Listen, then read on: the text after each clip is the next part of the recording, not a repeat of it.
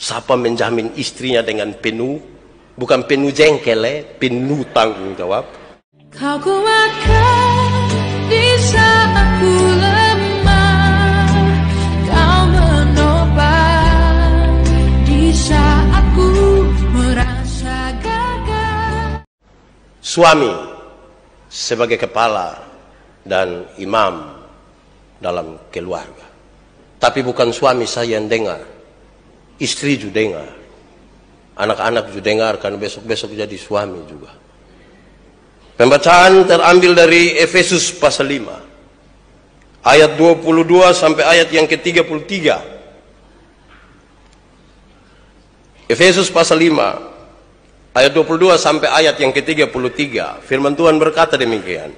Kasih Kristus adalah dasar hidup suami istri. Hai istri, tunduklah kepada suamimu seperti kepada Tuhan.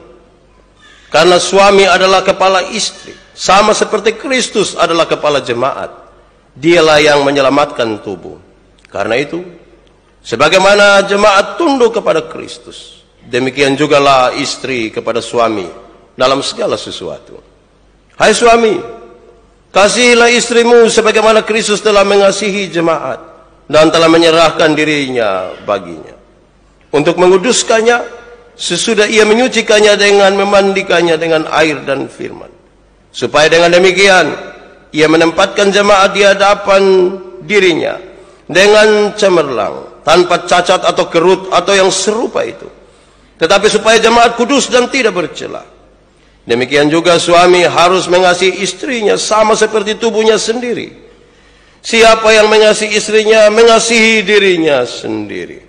Sebab tidak pernah orang membenci tubuhnya sendiri, tetapi mengasuhnya dan merawatinya, sama seperti Kristus terhadap jemaat, karena kita adalah anggota tubuhnya. Sebab itu laki-laki akan meninggalkan ayahnya dan ibunya dan bersatu dengan istrinya, sehingga keduanya itu menjadi satu daging. Rahasia ini besar, tetapi yang aku maksudkan ialah hubungan Kristus dan jemaat. Bagaimanapun juga bagi kamu masing-masing berlaku, kasihilah istrimu seperti dirimu sendiri, dan istri hendaklah menghormati suaminya. Demikian firman Tuhan. Berbahagia setiap orang yang mendengar firman, memelihara dan melakukan dalam hidup setiap hari. Haleluya. Haleluya. Haleluya. Haleluya. Shalom. Sekali lagi, shalom. Bapak Ibu saudara-saudara, tolong renungkan ini. 1-2 hari yang lalu ini, saya lihat orang bikin profil di BB. Beberapa orang, salah satunya Ko Paul itu. Tulisannya begini, tolong ini direnungkan. Saya nanti tambah-tambah sedikit, tapi tolong renungkan ini. Jangan marahi istri sewaktu habiskan hartamu. Itu baik yang ada harta. Yang tidak dihabiskan apa? Lanjut. Barang siapa mempunyai istri boros, maka suami akan kaya. Istri-istri boros sudah. Kaya nanti. Barang siapa yang memperlakukan istrinya dengan perhitungan, maka hidupnya akan serba kekurangan. Jadi mam tua baru mau makan sambal sedikit, kita bilang main sambal terus, miskin nanti. Lanjut. Barang siapa yang menjamin istrinya dengan penuh, maka Allah akan menggantinya dengan hidup yang selalu berkecukupan. Siapa menjamin istrinya dengan penuh, bukan penuh jengkel, penuh tanggung jawab, Allah menggantinya dengan berkecukupan. Terus dia tutup dengan, sesungguhnya rezeki suami tergantung dari kebahagiaan istri. Luar biasa ya. Berarti kalau istri bahagia, tandanya rezeki suami banyak. Luar biasa. Tapi itu saya bilang renungkan dulu, belum kesimpulan. Renungkanlah. Lalu kita membaca bagian pembacaan ini. Efesus pasal 5 ayat 22 sampai ayat yang ke-33. Paulus menulis surat ini ketika dia ada di dalam penjara. Tapi dia cukup prihatin terhadap kehidupan jemaat. Efesus sementara itu berada dalam sebuah keadaan di mana mereka menyembah dewa, dan dewa yang paling mereka sembah itu adalah Dewi Artemis, yang dianggap sebagai dewa kesuburan. Mereka menyembah dia. Dan tunduknya mereka kepada kaisar yang begitu luar biasa, bahkan hampir dianggap sebagai Tuhan. Walaupun di dalam penjara, Paulus merasa penting untuk menyampaikan ini kepada mereka, supaya mereka sadar sesuatu, bahwa dalam hubungan antara umat dengan Tuhan Allah, jemaat dengan Allah, harus seperti hubungan seorang suami dan istri, di mana suami telah memberikan dirinya untuk menebus istrinya. Ini dalam cerita tentang Yesus. Sehingga jemaat harus hidup seperti itu tanpa harus memakai dewa-dewi lain sebagai pengganti suaminya. Saya sedikit hati-hati menyampaikan ini oleh karena budaya Alkitab dalam tulisan ini lebih condong kepada budaya patriarki, laki-laki, sehingga hampir-hampir perempuan dianggap adalah manusia ciptaan kedua dan tingkatnya sedikit di bawah laki-laki. Tidak dengan maksud itu. Hampir semua budaya di dunia juga ada dalam budaya itu. Fam harus ikut fam suami. Jadi dulu ibu Raja Kana menikah dengan saya, hapus yang raja, ikut menobe dulu, baru di belakang taruh begitu. Laki-laki. Tidak banyak suku-suku yang matrilinear. Di Indonesia suku Minang, tapi tidak punya pengaruh besar terhadap siapa kepala. Lebih kepada ikut marga istri dan suami dianggap sebagai pendatang. Karena itu dalam perspektif ini, saya mau ajak kita untuk merenungkan kenapa suami disebut sebagai kepala dan menjadi imam di dalam rumah. Mari kita lihat beberapa hal ideal baru kita masuk ke dalam beberapa contoh praktis untuk kita memahami apa yang harus dilakukan istri terhadap suami dan tanggung jawab suami kepada istri. Kita mulai dari suami. Saya coba periksa arti suami. Dan kamus memberi penjelasan bahwa suami itu, dengar, suami itu adalah seorang pelaku, bukan penonton. Dia adalah seorang pelaku pernikahan yang berjenis kelamin pria, bukan wanita, pria, yang berjanji, berikrar untuk memperistri seorang wanita. Jadi dia seorang pelaku perkawinan, pria, laki-laki, bukan laki-laki hidung belang, yang berjanji untuk menikahi seorang wanita, bukan seorang laki-laki, seorang pria. Pernikahan itu dilakukan dalam sebuah upacara sebelum statusnya resmi sebagai istri dan suami. Jadi dalam sebuah upacara. Jangan tiba-tiba bilang, lu tahu kok tidak, saya ini dia pus laki. Tidak bisa begitu.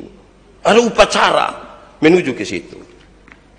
Lalu, apa tugas suami setelah mereka ada di dalam pernikahan itu? Apa tugas suami? Supaya suami-suami dengar memang ini. Istri juga catat, kau pulang tempel di pintu kamar. Suami tak salah sedikit bilang, Pak tadi baca kok sonden. Ibu justru rencana di saya begitu.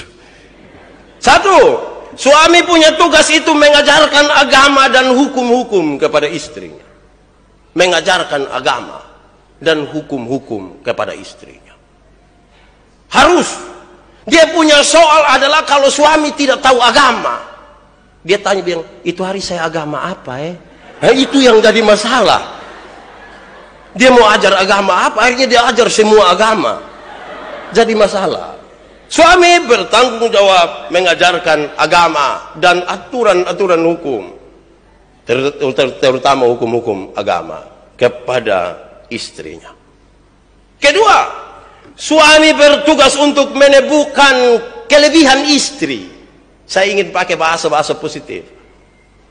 Suami berkewajiban untuk menemukan kelebihan seorang istri. Coba lihat dia baik-baik, renungkan berapa lama kita membangun hubungan, dia pun kelebihan apa. Jangan pusatkan perhatian pada kelebihan berat badan. Harus sedikit taruhlah perhatian pada kelebihan lain. Saya pun istri ini apa kelebihannya, begitu Mak, lu kayak lebih cerewet dari beta. Bukan itu juga. Periksa kelebihan. Karena kelebihan-kelebihan itu yang akan membuat kita terikat satu dengan yang lain. Karena akan sulit ditemukan di tempat lain, di orang lain, dan seterusnya. Pastikan dia punya kelebihan. Jangan hanya cari dia punya kekurangan. Bilang dia dasar orang udik, pedalaman, tidak tahu diri. Temukanlah dia punya kelebihan. Ketiga, suami bertugas untuk mengasihi istri. Mengasihi, bukan memukul, mencela atau menghina. Jadi suami pun tugas mengasihi. Sayang, kurang sambal kok, mau tambah sama. Bukan pukul. Kita tidak pernah menikah dengan istri yang namanya Chris John. Tidak pernah.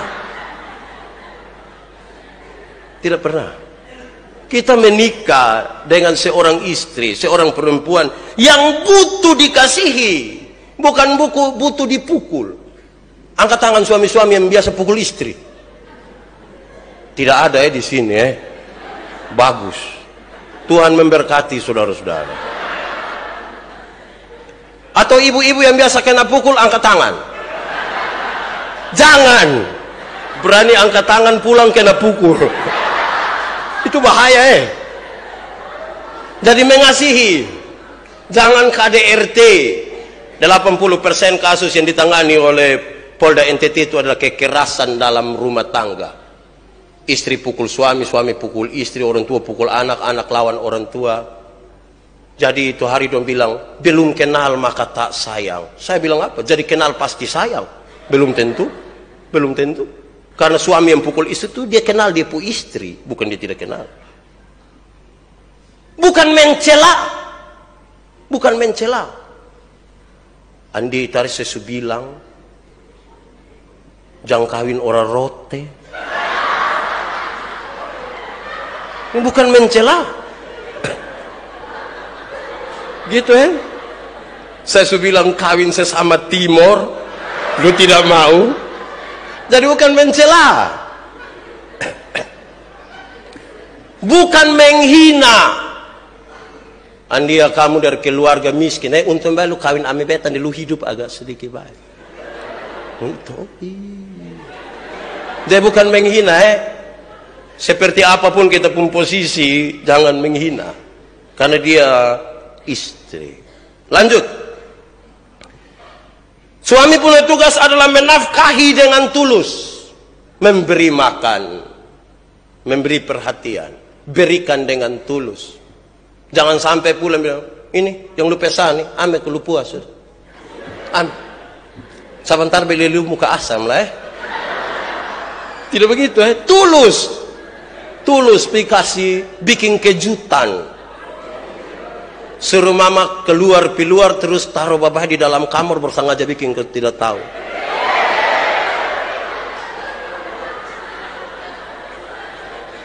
Mama masuk lihat apa?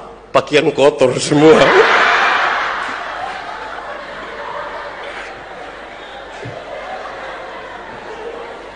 Menafkahi dengan tulus. Jadi suami-suami tolong nafkahi istri. Jangan hanya bilang, ini lu ini jadi bebangsa dalam keluarga. Tidak bisa nafkahi istri. Lanjut. Suami punya tugas adalah bersikap lembut terhadap istri. Lembut. Tidak kasar. Tidak keras. Beda dengan pukul ini. Jangan panggil istri, woi. Istri makin tua bisa jantungan. Tanpa sadar saudara membunuh dia. Panggil dengan lembut, Ma. Terus mak kurang dengar, Ma. Lebih, tapi mulai dengan lembut. Kelembutan itu penting. Itu buah-buah roh yang diajarkan. Kelemah, lembutan. Tapi kami suami-suami di bagian timur Indonesia ini tidak sampai kelemah lembutan. Kami hanya sampai di lemah saja. Ketika lemah baru kami tahu kelembutan. Artinya ketika sudah sakit dan sudah tidak bisa, baru dia bisa panggil, bilang, Ma, tolong. Kalau dia ada kuat-kuat itu dia kasar sekali. Siapa pun laki yang begitu biasa.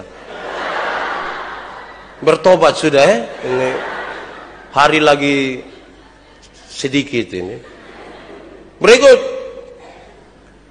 membantu istri dalam segala urusan. Tugas suami, membantu istri dalam segala urusan. Sama seperti Yesus Kristus yang turut bekerja dalam segala sesuatu. Suami membantu istri dalam segala urusan. Mamtua ada masak di belakang, kita pi berdiri. Pak bikin apa? Berdiri sah. Tapi bantu dia pergi. Memelihara kerahasiaan diri dan istrinya. Suami punya tugas adalah memelihara kerahasiaan diri dan istrinya. Jampi cerita, in papa dong juga kadang-kadang gosip. Sekumpul 2-3 orang dia bilang, lu tahu kosong deh. Kalau mulai begitu tuh bahaya. Rahasia keluarga, apalagi hal-hal yang privasi tidak boleh dikasih tahu di semua orang. Kalau tidak kita pun istri lewat orang bilang,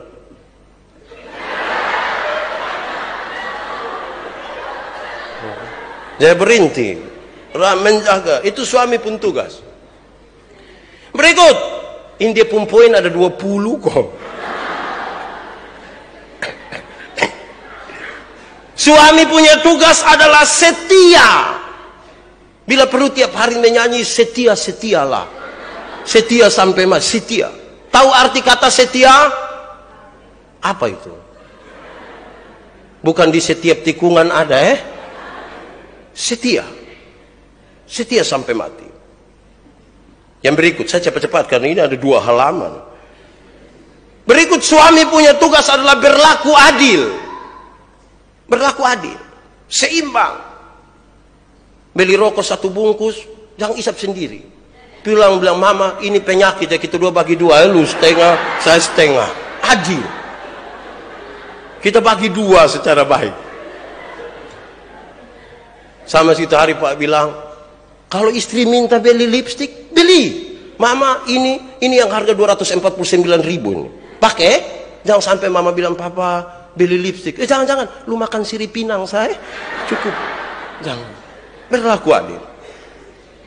Yang terakhir, tugas suami adalah menjaga tubuh istri, kemolekan, kecantikan, keindahan untuk dirinya sendiri dan bukan untuk orang lain. Artinya begini, dia mau pakai pakaian apa juga datang menghadap kita, mak ganti. Nanti kalau kita 2 sendiri baru pakai itu, ganti. Sarpet dulu mau pakai di jalan, ganti. Ada hal-hal yang hanya khusus istri dan suami, dan suami punya tugas itu. Bahaya besar kalau suami melepaskan istrinya sesuka hati pakai pakaian, tidak bisa. Karena nanti tidak menjadi konsumsi dirinya. Kita pindah ke imam dulu. Suami tadi sudah. Imam. Menurut kamus, imam adalah orang yang diberikan wewenang untuk menyelenggarakan sebuah upacara keagamaan. Imam adalah orang yang diberikan wewenang untuk menyelenggarakan upacara keagamaan.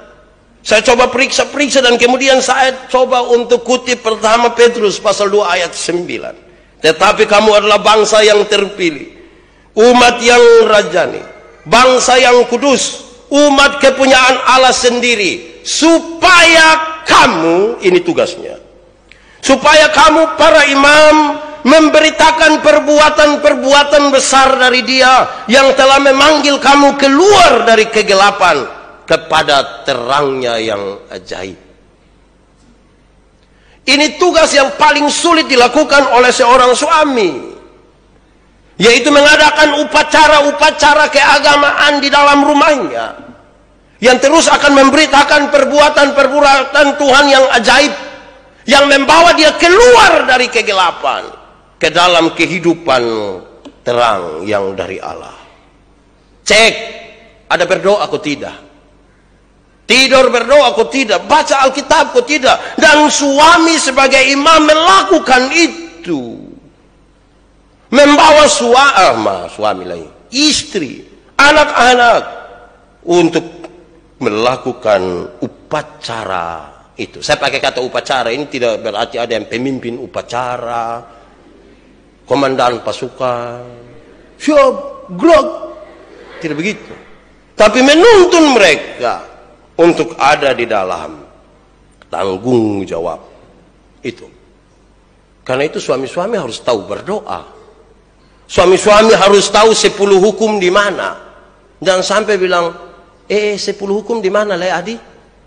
Terus dia pun anak kasta bilang, Bapak masuk tidak tahu. Bukan, Bapak lupa. Bapak kan sibuk dengan bisnis, atau sibuk. Bapak yang tahu. Terakhir, kepala keluarga. Menurut kamus, kepala keluarga adalah orang yang bertanggung jawab terhadap satu keluarga. Yang bertanggung jawab. Biasanya dia seorang bapak. Karena itu bapak-bapak sebagai kepala keluarga punya tugas adalah memimpin rumah tangga. Dia yang pimpin. Nanti sebentar kalau saya kasih tahu, karena itu dia yang pimpin, maka istri tolong. Tapi pertama dia harus sadar bahwa dia yang memimpin. Rumah tangga ini baik atau tidak tergantung dia. Ikan biasa busuk dari mana? Ikan busuk dari mana? Kepala. Tapi kalau kepala taruh di freezer, di ekor yang di luar, rusak di ekor juga. Tapi kepala bertanggung jawab memimpin rumah tangga. Yang kedua, kepala bertanggung jawab atas seluruh anggota keluarga. Pulang tanya, Mama, laki kecil yang nomor berapa tuh di mana? Cek. Jangan sampai bapak bilang, oh itu mam tua juga tidak urus itu anu. Cek. Yang laki-laki itu dia tidur, makan, mandi, kok tidak? Cek. Dia yang siapa, bikin apa, di mana? Cek. Karena itu tanggung jawab. Dan yang berikut, tugas kepala keluarga adalah demokratis, menjalankan pemerintahan secara demokratis. Panggil dong, omong baik. Saudara-saudara yang dikasihi dalam Yesus, mari kita ambil keputusan tentang ini. Bapak rencana jual rumah dan jual kamu semua. Kira-kira kamu punya pikiran bagaimana? Jadi kita tukar pikiran. Demokratis, jangan bikin apa-apa tidak kasih tahu istri. Istri hanya patung sah. Dia kasih tahu, kita berdiskusi, kasih tahu, omong. Dia ada di mana-mana juga omong. Mak, segera pulang. Ada masalah penting. Pulang. Masalah apa Bapak? Pokoknya lu pulang. Terus dia sampai tanya, Bapak apa yang perlu kita selesaikan? Kasih tahu, Mak, saya lagi pikir, apain malam kita makan super mie atau apa? Yang penting jangan ketagal Bapak mau apa, semua harus itu, tidak boleh. Kepala keluarga demokrasi. Dan yang terakhir, karena itu maka kepala keluarga bertugas untuk tidak berbuat sekehendak hatinya. Tidak bisa hanya ikut dia pun mau. Dia mengambil keputusan untuk menjadi bagian dari seorang perempuan. Karena itu dia tidak berkuasa untuk melakukan segala sesuatu menurut apa yang dia mau. Karena dia menjadi satu daging, menurut pembacaan tadi, dengan istrinya. Satu tubuh. Saya ingin mengantar kita kepada beberapa hal ini yang harus diperhatikan oleh seorang istri. Ini hal-hal yang praktis.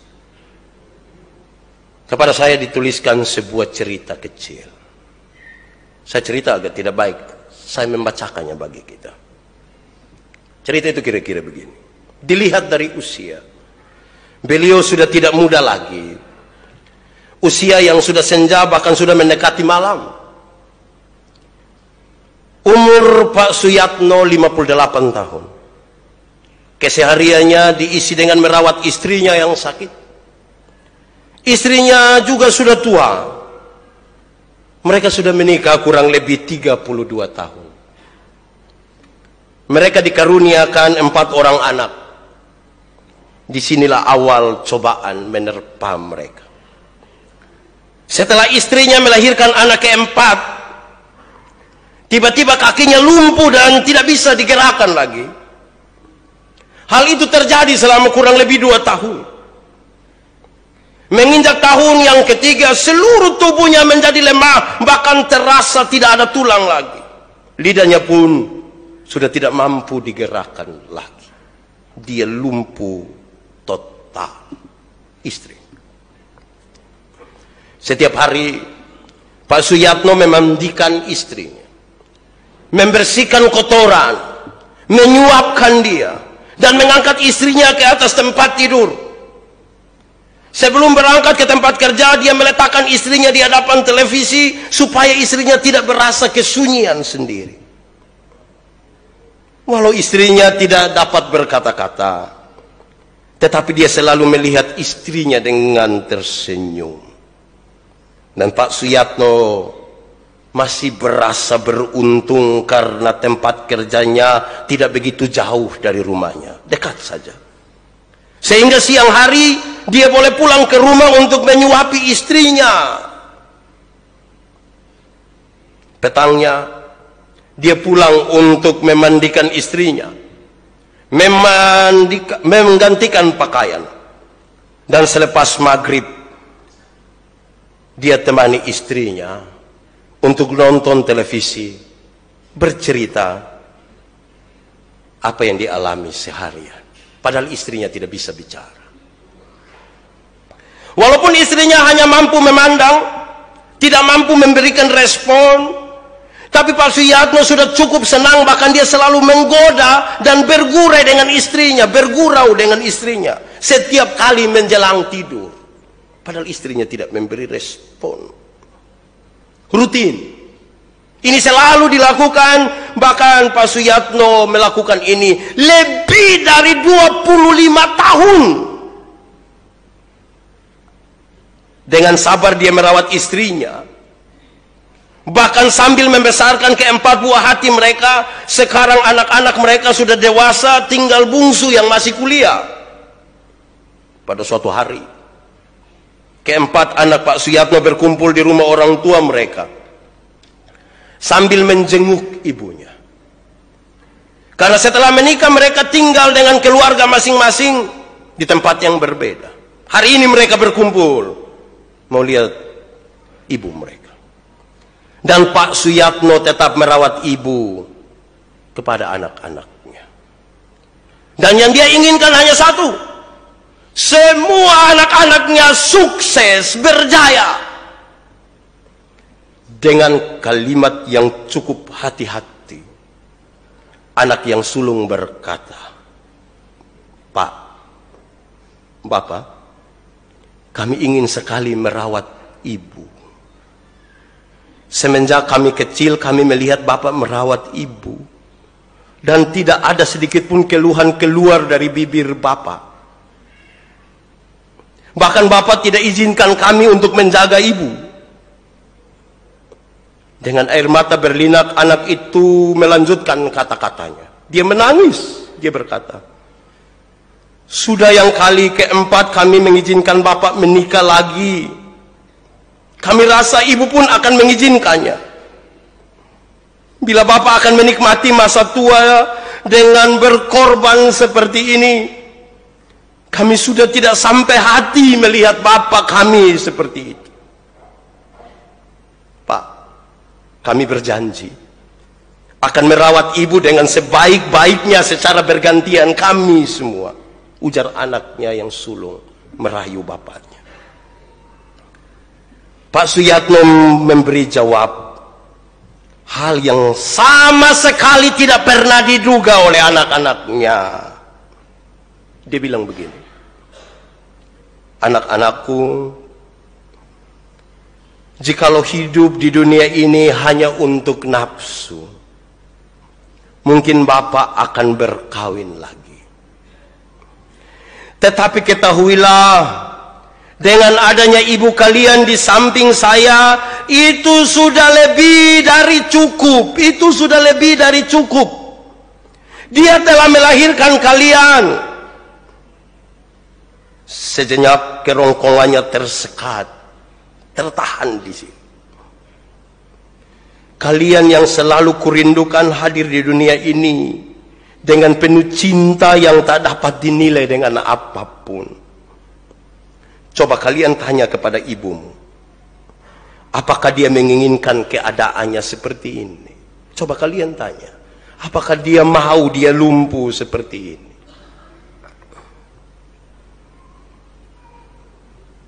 Kalian menginginkan Bapak bahagia? Apakah batin Bapak dapat bahagia meninggalkan ibumu dalam keadaannya seperti sekarang ini?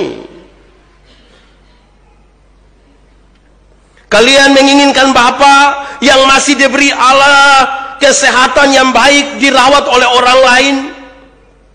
Bagaimana nanti dengan ibumu yang sakit?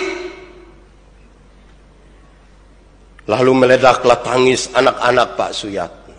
Mereka menangis semua. Mereka pun melihat butiran-butiran kecil jatuh di pelupuk mata ibunya. Rupa-rupanya ibunya juga mendengar. Dengan pilu dan sedih ditatapnya mata suami yang sangat dicintainya itu. Sampailah akhirnya Pak Suyatno diundang oleh salah satu stasiun televisi swasta untuk menjadi panel jemputan acara bimbingan rohani. Dan juru acara pun mengajukan pertanyaan kepada Pak Suyatno.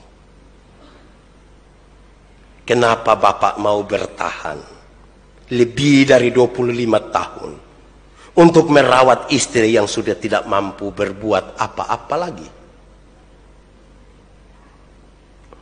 Ketika itu Pak Suyatno pun menangis. Tamu yang hadir di studio yang kebanyakan kaum ibu pun tidak mampu menahan haru. Mereka menangis. Disitulah Pak Suyatno bercerita. Jika manusia di dunia ini mengagungkan sebuah cinta, tapi dia tidak mencintai karena Allah, maka semuanya akan luntur. Ulangi. Jika manusia di dunia ini mengagungkan sebuah cinta, tetapi dia sendiri tidak mencintai karena Allah, maka semuanya akan luntur. Semuanya akan luntur. Saya memilih istri saya menjadi pendamping hidup saya. Sewaktu dia sehat, dia pun dengan sabar merawat saya. Mencintai saya dengan penuh hati dan batinnya, bukan dengan mata kepala semata-mata. Dan dia beri saya 4 orang anak yang lucu dan baik-baik. Sekarang mereka berhasil. Sekarang dia sakit berkorban untuk saya karena Allah. Dan itu merupakan ujian bagi saya. Sehat pun belum tentu saya mencari penggantinya. Apalagi kalau dia sakit. Setiap malam saya bersujud. Saya menangis. Dan saya mengadu kepada Allah supaya meringankan penderitaan istri saya. Dan saya yakin hanya kepada Allah tempat saya mengadukan rahasia dan segala kesukaran saya, karena hanya Dia yang mendengar saya. Dalam kesedihan dia itulah dia tidak pernah bilang kepada istrinya yang sakit. Dia bilang kepada Tuhan. Ketika suami-suami ideal seperti itu, Inilah yang diharapkan oleh kitab suci, yang meminta untuk suami-suami seperti Kristus, kepala jemaat. Dan karena itu,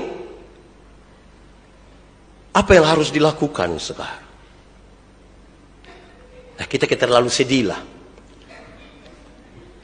Kadang-kadang ada faktor, ya senyum sedikit dulu. Hidup ini jangan susah-susah. Baca ini baru dong ingat dompu suami. Dong ingat dompu istri, tadi tidak. Oke. Ada faktor yang bisa membuat kadang-kadang istri tidak taat kepada suami. Padahal Alkitab tadi berkata dalam konteks itu, dialah kepala. Faktor itu yang pertama adalah kedudukan sosial istri lebih tinggi dari kedudukan suami. Suaminya tidak ada kerja, istrinya punya pekerjaan. Kedudukan sosial ini kemudian menggantikan, seolah-olah dia yang mengatur semua. Kadang-kadang ini bisa diakibatkan karena istri lebih kaya dari suami. Apalah dia tahu, waktu sebelum menikah suaminya miskin, menikah dengan dia yang kaya. Wajib hukumnya sekarang untuk suami tunduk kepada dia. Kadang-kadang ini hal bisa terjadi karena istri merasa lebih pandai dari suami, karena dia sekolah tinggi, dia sarjana. Istrinya, suaminya hanya tamat SMA, lantas dia rasa dia lebih tinggi. Kadang-kadang hal ini bisa terjadi karena watak istri lebih keras dari suami. Bisa kalau bilang. Maka muncul istilah, suami-suami takut istri. Karena istri pun keras di sini dan di sini. Dan di sini juga. Belum kalau istri tato di sini.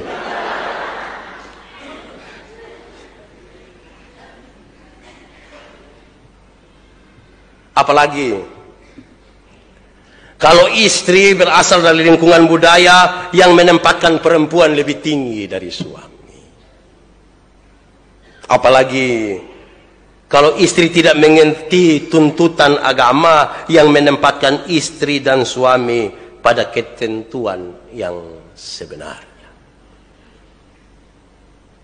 Maka hal yang istimewa tadi bisa hilang, bisa tidak ada. Hai istri-istri, dengarlah beberapa hal ini. Ada 13. Catat pulang lakukan. Supaya jangan tanya bilang, Pak, kalau misalnya tidak ada misalnya, lakukan. 1. Nanti minggu depan ketika omong istri, baru suami dong yang catat. Ini kan minggu pertama baru suami. Jadi tahan sedikit. Jangan mukamu muram, hati panas, berakibat pada ekonomi keluarga nanti. Oke. 1. Hai istri-istri, karena itu janganlah mengabaikan wewenang suami. Anda punya pendapatan pekerjaan lebih tinggi, it's okay. Saya bahasa Inggris juga. Tapi Anda jangan mengabaikan wewenang mereka. Mungkin Anda bisa kasih jajan kepada anak-anak 50.000 karena pendapatanmu lebih besar. Suami punya kecil dan hanya bisa memberi 1.000. Biarkan wewenang itu, biarkan. Istri, benar bahwa engkau mengendalikan di rumah, tapi jangan suami di hadapan banyak orang juga bilang, tunggu kok saya tanya mak, dote tahu Biarkan wewenang itu. Biarkan Coba lihat istri kau bilang, mak, biarkan. Ibu, biarkan. Lihat istri kau bilang begitu, biarkan. Yang kedua, istri-istri, jangan enggan memenuhi kebutuhan seksual suami. Suami minta,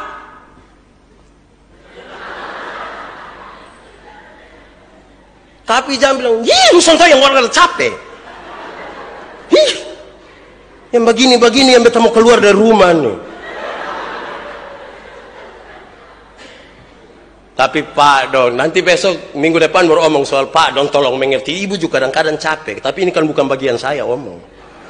Jadi saya hanya omong kepada ibu-ibu. Layani. Jangan bilang Pak, kalau tidak ada kalau. Pergi dan lakukanlah. Nanti minggu depan baru ada kalaunya Yang sekarang jangan protes, jangan bikin diskusi. Kok memang untuk yang istri saja dulu. Ketiga, istri-istri jangan tidak mau menemani suami tidur. Tidur sama-sama dengan dia, tidur. Jadi, sana panas begini, Jui.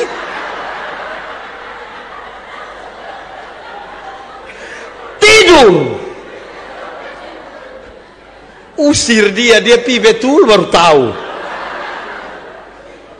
Tidur. Nanti minggu depan baru balas yang ini. Ibu-ibu, jadi Ibu Antoneta jangan usir saya. Biarkan saya baringkan tubuh yang lelah ini di pembaringan kita. Tidur.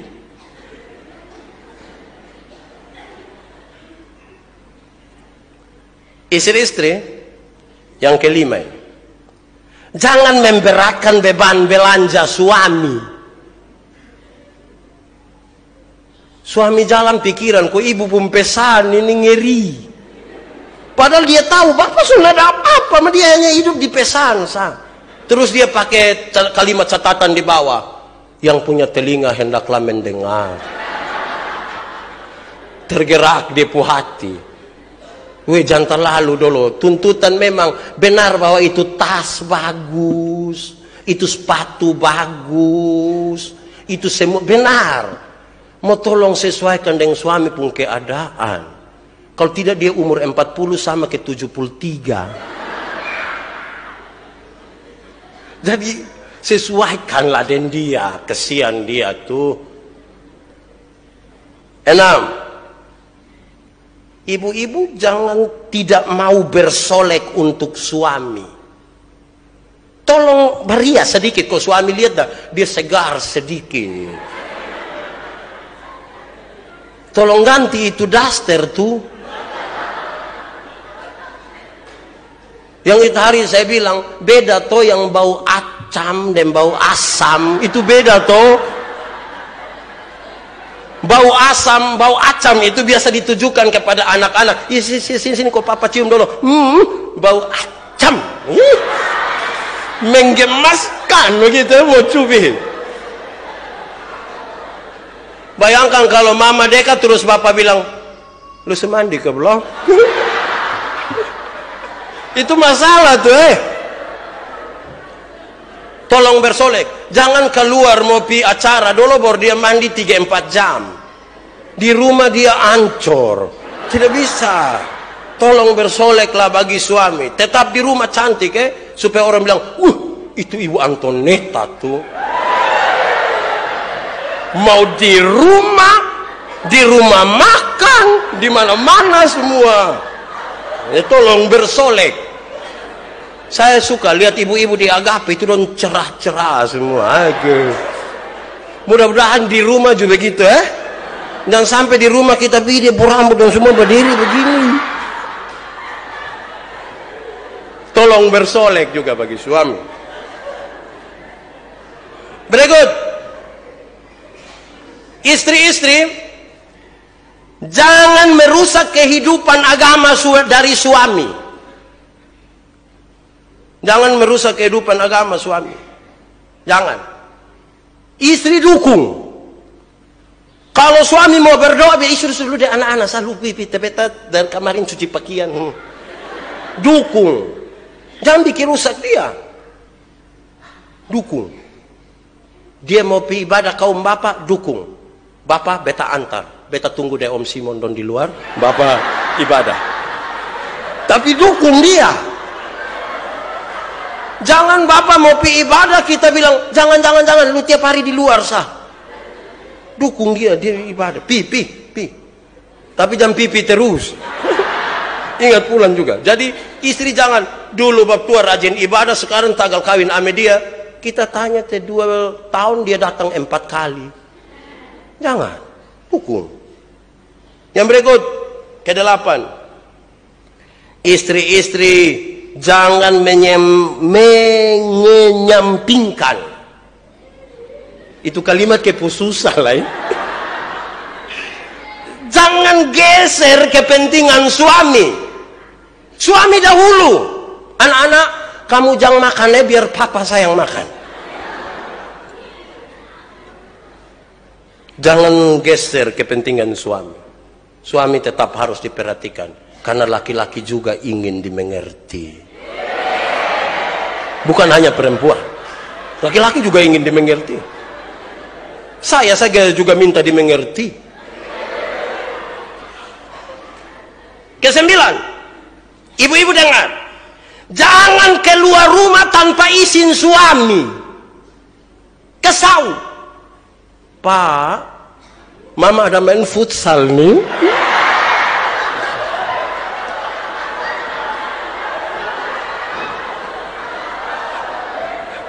Izin, kasih tahu. Ada kok ibu-ibu yang keluar-keluar tidak kasih tahu, baru pulang bapak bongkar, mama di mana nih?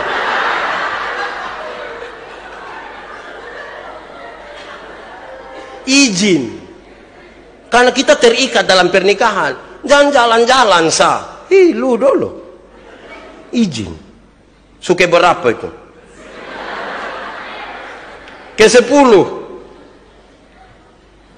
Ke-10 ini memang agak tidak biasa, tapi biar saya omong. Jangan melarikan diri dari rumah suami. Jangan melarikan diri dari rumah suami. Tak kaget bapak bikin berita kehilangan. Telah hilang seorang ibu dengan ciri-ciri sebagai berikut. Jangan lari. Itu rumah kita. Rumah masa depan. Kita dan anak-anak kita. Juga cucu-cucu kita. Jangan lari dari rumah itu, jangan. Ke-11. Dengar, ke-11. Istri-istri jangan menerima tamu laki-laki yang tidak suami suka. Tahu suami suka dia, aduh mari cium tangan dong. Tidak bisa. Kalau suami tidak bilang mak, yang lain boleh, itu jangan. Lu tahu, jangan. Mau jelaskan itu kata jangan. Jangan, titik. Pak, satu kali, please.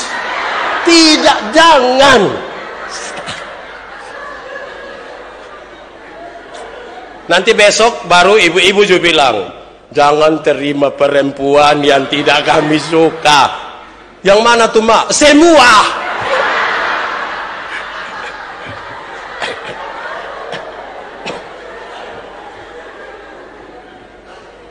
Ke-12.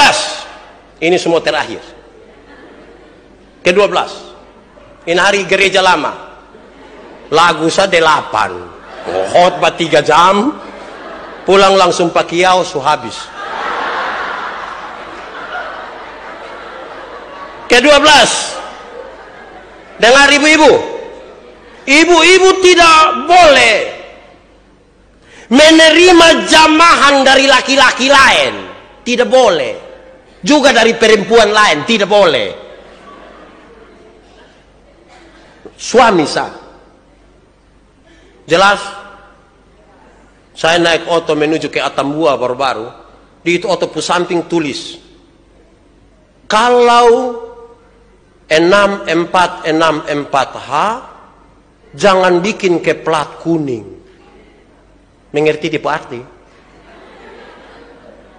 Kalau 6464H dibaca, jangan bikin ke plat kuning. Jelas? Suami sah. Itu hari saya bilang, Laki-laki dan perempuan itu telanjang, tapi mereka tidak merasa malu. Dia telanjang bagi istrinya, istrinya telanjang bagi dia, karena mereka telah menjadi satu daging. Bukan ini hari telanjang di sini, besok di situ, lusa di tidak. Bagi suami.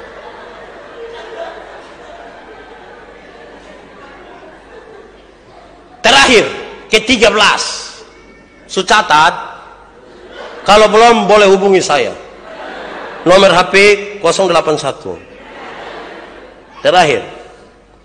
Istri-istri berkewajiban merawat suami ketika suami sakit. Jangan bilang, adi betesan bisa merawat dia ketika dia sakit. Sab suruh mau kawin dengan dia. Apalagi kita semua jalan menuju masa tua. Kita berjalan menuju sakit. Kita berjalan menuju lemah. Saudara tahu tadi Pak Suyatno. Dia punya banyak pilihan. Bahkan anak-anaknya pun memberikan kesempatan itu. Untuk mereka bisa melihat ibunya. Tapi dia bilang tidak. Perjumpaan dengan istrinya adalah sebuah kebahagiaan. Apalagi istrinya sakit. Karena melahirkan anak-anak yang baik bagi dia.